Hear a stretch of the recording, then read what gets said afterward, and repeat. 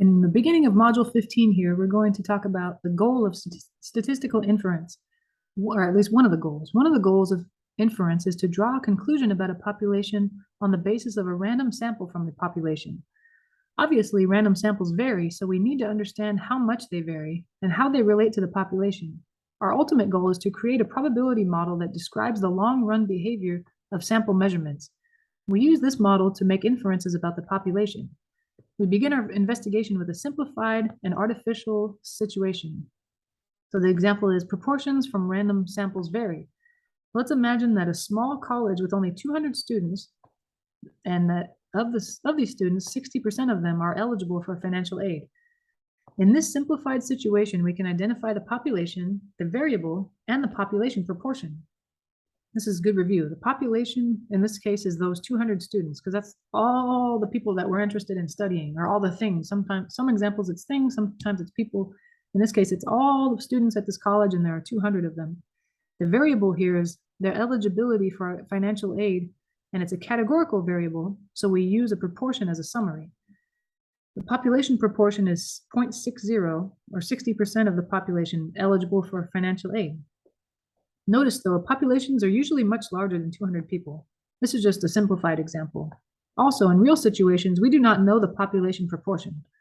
We are using a simplified situation to investigate how random samples relate to the population. This is the first step in creating a probability model that will be useful in inference. How accurate are random samples at predicting this population proportion of 60%, or 0.60? Well, to answer this question, we randomly select 8 students and determine the proportion who are eligible for financial aid. We repeat this process several times. Here are the results for 3 random samples. Let's look at them. Okay.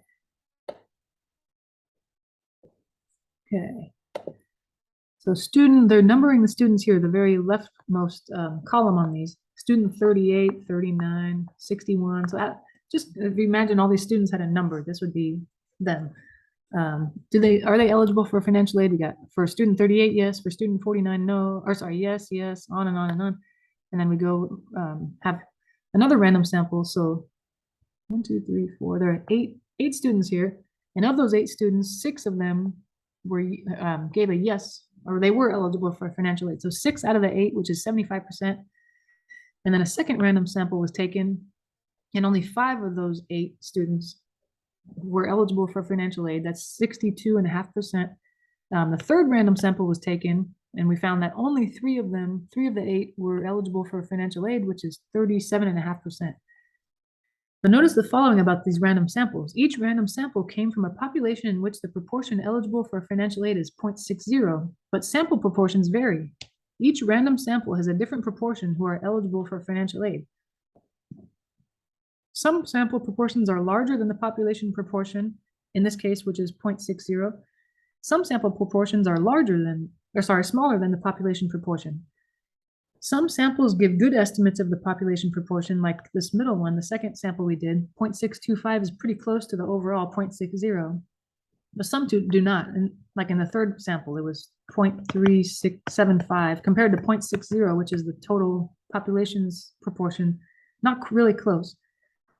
Came much closer than, a lot of variability occurs in these sample proportions. It's not surprising, therefore, that a sample of 8 students may give an inaccurate estimate for the proportion of those eligible for financial aid in the population. It makes sense that small samples of only 8 students may not represent the population accurately. Later, we'll investigate the effect of increasing the size of the sample. The variability we see in proportions from random samples is due to chance.